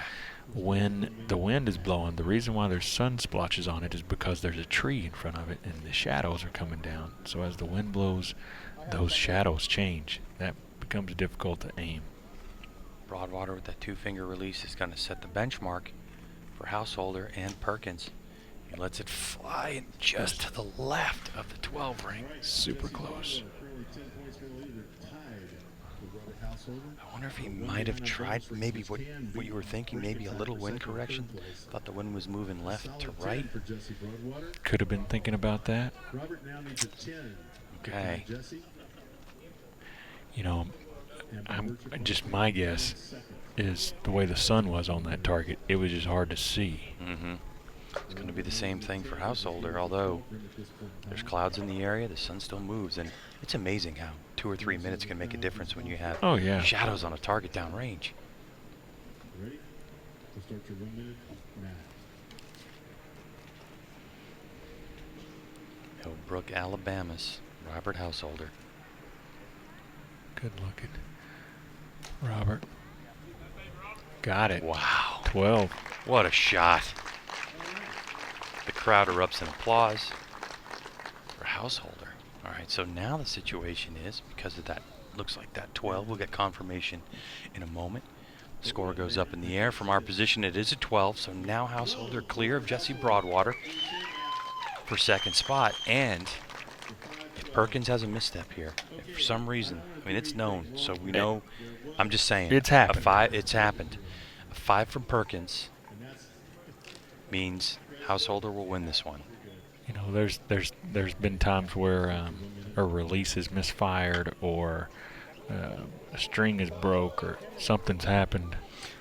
Like shooting a cameraman. Yeah. There was one of our camera guys, Chuck, was just walking right across, and so that's what you saw with Chris having to let down. He won't mind. That won't make a difference to him. 10 for the win. Boom, Dead right center. in the middle. Yep, no perfect. question about it. So for Christopher Perkins, that 10 is going to secure him as a True Ball and Vortex Pro-Am champ for this 2019 shoot here at Wildwood Park in Appling, Georgia. And Christopher Perkins is going to be our, there were no repeat winners in Known Pro in all of 2018. So this is the first time we've had a repeat winner since sometime in 2017. And this class is so competitive. So he wins Foley, and he wins now. And he's with PJ. Let's get to him. Chris Perkins, you went for your last arrow was the only one that wasn't a bonus ring. Yeah, just at that point, just center 10. You know, I went hard at it, but I added a couple clicks to it, so I didn't shoot it at the bottom and kind of looked like a putz. But you know, that shoot off went well. I mean, I certainly can't complain. All bonus rings and all 5 targets, and it felt good. Yeah, tough scores today. I mean, there was a lot of people packed in Known Pro up towards the top. Tell me about that competition out there today. I mean, it's always like that every weekend here. You know, we've got a great group of guys that can shoot, you know, awesome every weekend. You know, it's just a matter of putting 2 really good days together, and you know, just kind of keeping your head in it. We had 2 great, you know, phenomenal courses this weekend. Nothing was really gimmies, so it was a good weekend. All right, Chris, congratulations on a great win. I appreciate it. Thank you. All right, so there it is. Nathan Brooks Perkins comes in as the lead, 48 up, and closes it off to be the champ. We're going to take a break. On the other side of this, we're going to wrap things up. The 2019 Mackenzie ASA Pro-Am Tour here at the True Ball and Vortex Pro-Am from Wildwood Park in Appling, Georgia. So don't go anywhere.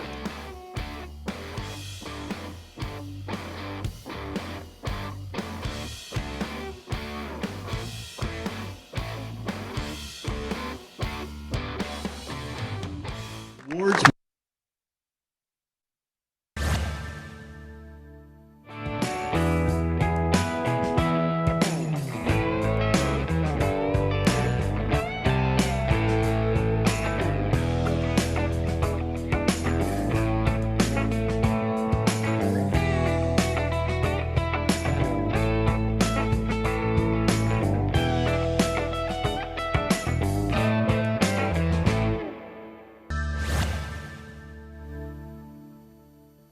Get in the red zone. Carbon Express's small diameter Maxima Red SD, taking big game hunting to an all new level, making other competitors' single spine arrows obsolete. Patented tri-spine technology controls arrow flight, delivering better downrange energy and accuracy, all in a small diameter shaft. Think you're shooting the best hunting arrow in the game? Think again. Stay in the red zone. Assume nothing and shoot Carbon Express. We don't build these bows to be different. We build them to be better. We're the outsiders, the mavericks, the fearless. We forge our own path.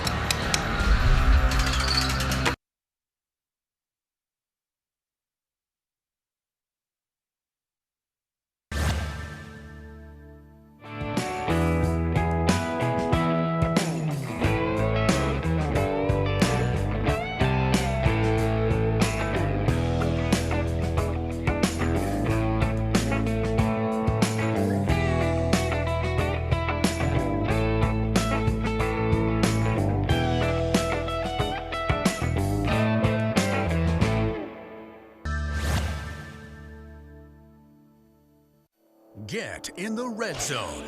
Carbon Express's small diameter Maxima Red SD, taking big game hunting to an all-new level, making other competitors' single spine arrows obsolete. Patented tri-spine technology controls arrow flight, delivering better downrange energy and accuracy, all in a small diameter shaft. Think you're shooting the best hunting arrow in the game? Think again. Stay in the red zone. Assume nothing and shoot Carbon Express. We don't build these bows to be different. We build them to be better.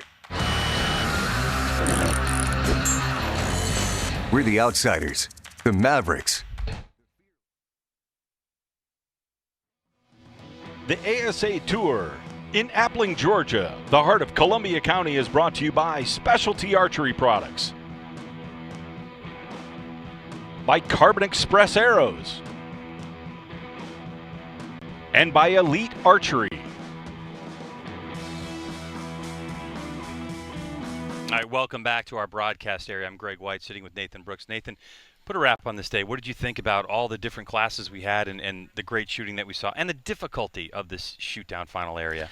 Oh, well, again, you know, they put together a great tournament here in Appling, Georgia, and I mean, just awesome rounds there. You know, I'm still excited watching this last round. Obviously disappointed I'm not out there. Yeah. But at the same time, you know, I enjoy watching these guys have success. And so many of these guys that I've been around the rest of all of my life, and see them succeed and do well, it, you know, always puts a smile on my face when they do well. So. Yeah, and for the classes that we had in here, the Women's Pro was a repeat winner and Senior Pro repeat winner, first-time winner for 2019 specifically in the Open Pro class, and of course Christopher Perkins winning again in Known Pro this year. So, you know, it's going to be interesting to see when the Shooter of the Year numbers come out, to how things are starting to sort themselves out, because in terms of, you know, regular season Shooter of the Year, we have one more left before we get to that final round that automatically counts. So I'm looking forward to seeing all the paperwork when it's done here coming up in a few days. Yeah, and don't think for a second that these shooters aren't looking forward to seeing that as well. So it'll definitely take a big spin, and now is the time when these guys that are winning right now and shooting really well, they're going to really put their nose to the grindstone and work even harder and harder and harder. All right, well, that'll do it for us here. Thank you so much for joining our coverage. We appreciate you stopping by and taking a visit. So, the 2019 True Ball and Vortex Pro-Am from Wildwood Park here in Appling, Georgia is done and dusted. For Nathan Brooks and our entire camp crew, thanks for joining us. I'm Greg White, and we'll see you next time when we're in London, Kentucky, June 22nd. See ya.